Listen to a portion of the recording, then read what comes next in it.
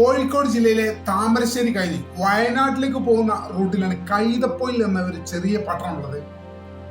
വളരെ സമ്പന്നമായ പട്ടണമാണ്. വളരെ സാധാരണക്കാരായ മനുഷ്യർ ജീവിക്കുന്ന ഒരു പട്ടണമാണ്. വളരെയധികം കുടിയേറ്റ കർഷകരുള്ള ഒരു പട്ടണം കൂടിയാണ് കൈതപ്പൊയിൽ. ഈ പട്ടണത്തിലെ ഒരു ഫ്ലാറ്റിലാണ് ആഷിഖും ഹസ്നയും താമസിക്കുന്നത്. ഹസ്ന കുറെ കാലമായിട്ട് ഡിവോഴ്സിയാണ്, ആഷിഖും കുറെ കാലമായിട്ട് ഡിവോഴ്സിയാണ്. രണ്ടുപേരും ഡിവോഴ്സിയാണ് മറ്റു ബന്ധങ്ങളിൽ നിന്ന്.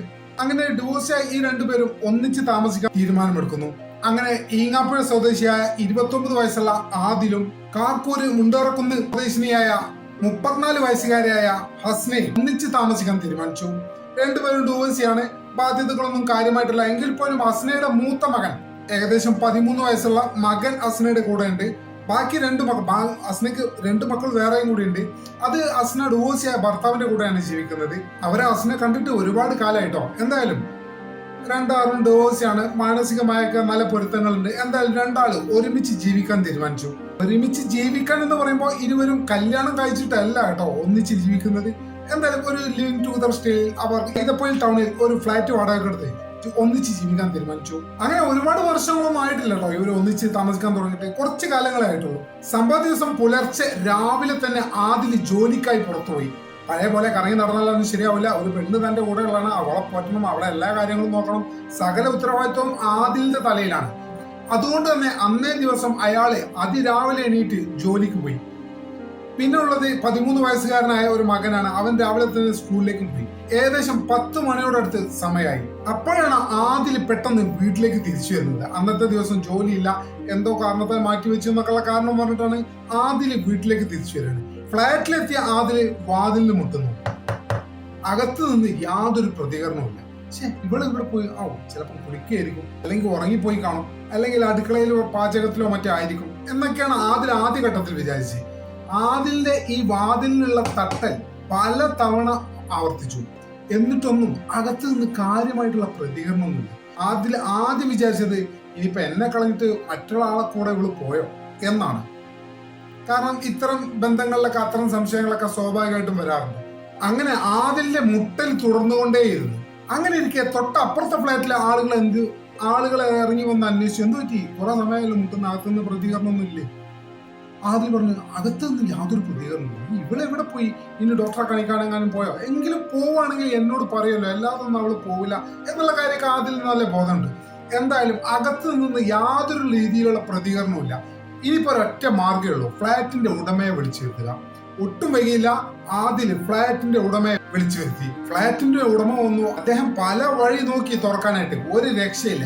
അവസാനം എന്തായാലും വേണ്ടില്ല, ഇനിയിപ്പോ കാത്തു നിൽക്കാൻ വയ്യ എന്ന നിലയ്ക്ക് എല്ലാവരും കൂടി ഫ്ലാറ്റിന്റെ ആ വാതിൽ ചവിട്ടിപ്പൊളിച്ച് അകത്തേക്ക് കയറിയ ഫ്ലാറ്റ് ഉടമ, ആ കുട്ടിയുടെ കൂടെ ജീവിക്കുന്ന ആദില്, സമീപത്തെ ഫ്ലാറ്റുകാരൻ, ഇവർ 3 പേരും ഞെട്ടിപ്പോയി. എന്താ സംഭവം എന്നറിയോ? ഹസ്ന എന്ന ഈ പെണ്ണ് ദേ കിടക്കുന്നു, ഫാനിൽ തൂങ്ങി കിടക്കുന്നു, ആത്മഹത്യ ചെയ്തിരിക്കുന്നു. 3 പേരും ഞെട്ടിപ്പോയി. അവർ അകത്ത് കയറിയ അതേ സ്പീഡിൽ തന്നെ പുറത്തേക്ക് വന്നു. ഒന്നും ചെയ്യാൻ പറ്റില്ല. അവരവിടെ എത്തി വാതിലിന് മുട്ട് തുടങ്ങിയിട്ട് തന്നെ ഒരുപാട് സമയമായി. അപ്പൊ എത്ര സമയമായിട്ടുണ്ടാവും ഇവർ മരിച്ചിട്ട് എന്നുള്ള സാമാന്യ ബോധമൊക്കെ അവർക്കുണ്ടായിരുന്നു. എന്തായാലും പോലീസിനെ വിളിച്ചു. അവരെത്തി പരിശോധനകൾ നടത്തി. അപ്പോഴാണ് മറ്റൊരു കാര്യം അയൽവാസികളായ സമീപവാസികളൊക്കെ ശ്രദ്ധിച്ചത്. വേറെ ചില കാര്യങ്ങളൊക്കെ അവരിൽ നിന്ന് പോലീസിന് അറിയാൻ കഴിഞ്ഞത്. അതായത് ഈ ഫ്ലാറ്റിൽ രാത്രി കാലങ്ങളിലൊക്കെ തുടർച്ചയായി പല വാഹനങ്ങളിൽ പല ആളുകളും വരാറുണ്ടെന്നും അവര് എന്തിനാണ് വരുന്നതെന്ന് നാട്ടുകാർക്കൊന്നും അറിയില്ല. അത് തന്റെ കൂട്ടുകാരാണ് എന്നാണ് ആദില് പറയുന്നത്. പക്ഷെ എന്താണെന്ന് ആർക്കും അറിയില്ല. എന്തായാലും ഇതൊരു പതിവായിരുന്നു. നാട്ടുകാർ ഉറപ്പിച്ചു പറയുകയാണ്. ആ അപ്പാർട്ട്മെന്റിൽ നിലവിൽ ഇവർ 2 പേരും മാത്രമാണോ താമസിച്ചുകൊണ്ടിരുന്നത്. 13 വയസ്സുള്ള മകൻ ഉമ്മയോടൊപ്പം ഹസ്നയുടെ വീട്ടിലാണ് താമസം. മാത്രമല്ല നാട്ടുകാർക്ക് വേറെ കുറെ സംശയങ്ങളുണ്ട്. ഈ കുട്ടി മരണപ്പെട്ടിട്ടും ഈ ആദിൽ എന്ന ഈ കുട്ടിയുടെ പങ്കാളിക്ക് യാതൊരു കൂസലുമില്ല.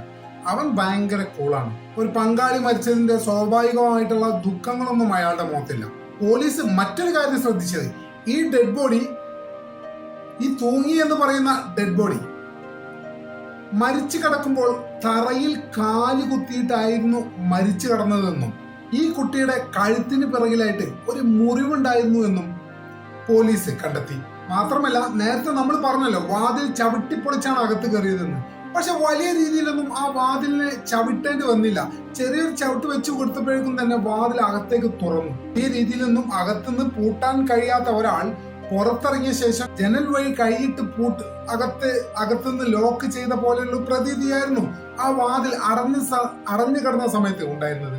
ഇതും നാട്ടുകാരില് ഭയങ്കര സംശയം ഉണ്ടാക്കി. നാട്ടുകാർക്ക് ഏറ്റവും കൂടുതൽ സംശയം ഉണ്ടാക്കിയ ഒരു കാര്യം എന്താ പറയുക, ഈ ആദിൽ എന്ന പയ്യൻ അത്ര വലിയ ക്ലിയർ ഉള്ള ആളൊന്നും കേട്ടോ. അയാള് കഞ്ചാവ് കേസ്, MDMA കേസ്, ഇങ്ങനെയുള്ള കേസുകളിലൊക്കെ മുൻകാലങ്ങളിൽ പ്രതിയായിട്ടുണ്ട്. ഇതും നാട്ടുകാർക്ക് അറിയാം. അതുകൊണ്ട് തന്നെ എല്ലാ രീതിയിലും ഏത് ആസ്പെക്റ്റിൽ നോക്കിയാലും ആദിലിനെ എല്ലാവർക്കും സംശയം തന്നെയാണ്. ഈ ആദിലിന്റെ ഒരു കുടുംബ പശ്ചാത്തലം നോക്കുമ്പോൾ ഒരു കാര്യം നമ്മൾ മനസ്സിലാക്കണം. നിങ്ങൾക്ക് ഓർമ്മയുണ്ടാവും, കുറച്ചു കാലം മുന്നേ ഒരു പയ്യൻ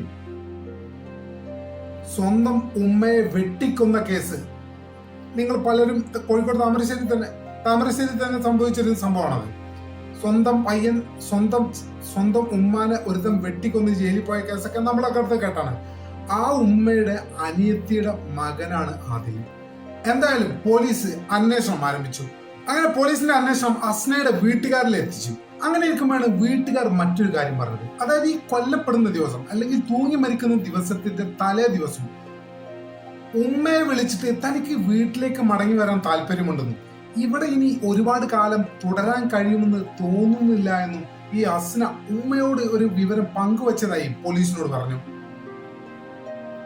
അപ്പൊ തന്നെ അതിൽ നിന്നൊരു കാര്യം മനസ്സിലാക്കാം, ഈ ബന്ധത്തിൽ അസ്ന ഒട്ടും തൃപ്തയല്ലായിരുന്നു. മാത്രമല്ല മാനസികമായും ശാരീരികമായും അവൾ ഒരുപാട് പീഡനങ്ങൾ ഈ ആദിലിന്റെ പക്കൽ നിന്ന് നേരിടുന്നുണ്ടെന്ന് ഉമ്മ പറയുകയുണ്ടായി. എന്തായാലും അസ്നയുടെ പോസ്റ്റ്മോർട്ടം റിപ്പോർട്ടുകളൊക്കെ പുറത്തു വന്നിട്ടുണ്ട്. പോസ്റ്റ്മോർട്ടം റിപ്പോർട്ടിൽ പറയുന്നത് ഇതൊരു തൂങ്ങിമരണം തന്നെയാണ് എന്നാണ്. മാത്രമല്ല നമ്മൾ നേരത്തെ പറഞ്ഞു കഴുത്തിന് പിന്നിൽ ഒരു മുറിപ്പാട് ഹസനക്ക് ഉണ്ടായിരുന്നു എന്ന്. അത് ഏതെങ്കിലും രീതിയിൽ മർദ്ദനമേറ്റതല്ല എന്നും ഈ കയറ്, അതായത് സൂയിസൈഡ് ചെയ്യാൻ ഉപയോഗിച്ചിരുന്ന കയറ് മുറുകിയപ്പോൾ സംഭവിച്ച ഒരു മുറിപ്പാടാണെന്നും ശരീരത്തിൽ വേറെ യാതൊരു രീതിയിലുള്ള മർദ്ദനങ്ങളും ഏറ്റിട്ടില്ല എന്നും പോസ്റ്റ്മോർട്ടം റിപ്പോർട്ടിൽ പറയുകയുണ്ടായി. എന്തായാലും ആദ്യഘട്ടത്തിൽ ഇതൊരു ആത്മഹത്യയാണ് എന്ന് തന്നെയാണ് എല്ലാവരും എത്തിയിരിക്കുന്ന നിഗമനം. എന്താണ് ഭാവിയിൽ സംഭവിക്കാൻ പോവുക എന്നറിയില്ല. എന്തായാലും ഇത്തരം ബന്ധങ്ങളൊക്കെ ഓർമ്മ വരുന്നത് കരിമ്പിനെ കുറിച്ചാണ്. കരിമ്പ് ആദ്യഘട്ടത്തിൽ തിന്നുമ്പോൾ വളരെയധികം ടേസ്റ്റ് ആയിരിക്കും, അവസാനം നമുക്കത് കടിച്ചു തുപ്പിയേ മതിയാവും. നേരെ മറിച്ച് കുടുംബ ബന്ധങ്ങളെ സംബന്ധിച്ചിടത്തോളം ഇത്തരം കയ്പേറിയ അനുഭവങ്ങളൊക്കെ കുടുംബ ബന്ധങ്ങളിലും ഉണ്ട്. തുടർച്ചയായി കഴിച്ചുകൊണ്ടിരിക്കുമ്പോൾ അത് കയ്പാണെങ്കിൽ പോലും ആരോഗ്യത്തിന് നല്ലതാണ് എന്നുള്ള പഴഞ്ചൊല്ലൊക്കെയാണ് വ്യക്തിപരമായിട്ട് ഇവിടെ ഓർമ്മ വരുന്നത്. എന്തായാലും ഇത്തരം ബന്ധങ്ങളിലൊക്കെ സൂക്ഷ്മത പാലിക്കുക. ആ പെൺകുട്ടിയോട് പറയാനുള്ളത്, ഇതൊരാണും നിങ്ങളെ ജീവന തുല്യം സ്നേഹിക്കുന്നുണ്ട് എന്നൊക്കെ പറയുന്നുണ്ടെങ്കിലും നിങ്ങളുടെ ആവശ്യം കേവലം 10 മിനിറ്റ് മാത്രമാണ്. അത് കഴിഞ്ഞാൽ നിങ്ങൾ നേരത്തെ പറഞ്ഞ പോലെ കരിമ്പിന്റെ ചണ്ടിയാണ്. അതുപോലെ തന്നെ ആണുങ്ങളോടും പറയാനുള്ളത്, നിങ്ങളുടെ ആവശ്യം അവരുടെ സാമ്പത്തികമായും ശാരീരികമായും ആവശ്യങ്ങൾ കഴിയുന്നത് വരെ മാത്രമാണ്. അത് കഴിഞ്ഞാൽ നിങ്ങളും വെറും ചണ്ടിയാണ്. അതുകൊണ്ട് നല്ല രീതിയിലൊക്കെ ബന്ധങ്ങൾ തിരഞ്ഞെടുക്കുക. എല്ലാവരുടെ സമ്മതത്തോടു കൂടി, എല്ലാവരുടെയും തൃപ്തിയോടു കൂടിയൊക്കെ തിരഞ്ഞെടുക്കാൻ എല്ലാവരും ശ്രമിക്കണമെന്ന് വിനീതമായി ഈ അവസരത്തിൽ ഓർമ്മപ്പെടുത്തേണ്ട ബാധ്യത ഉണ്ട് എന്നത് കൊണ്ട് തന്നെ എല്ലാവരെയും ഓർമ്മപ്പെടുത്താൻ ആഗ്രഹിക്കുകയാണ്. എന്തായാലും നമ്മുടെ ചാനൽ ഇതുവരെ സബ്സ്ക്രൈബ് ചെയ്ത് ഇപ്പോൾ തന്നെ സബ്സ്ക്രൈബ് ചെയ്ത് പിന്തുണ വളരെ വിനീതമായി അഭ്യർത്ഥിക്കുന്നു. മറ്റൊരു വീഡിയോയുമായി ഒരിക്കൽ കൂടി കാണാമെന്ന പ്രതീക്ഷയോടെ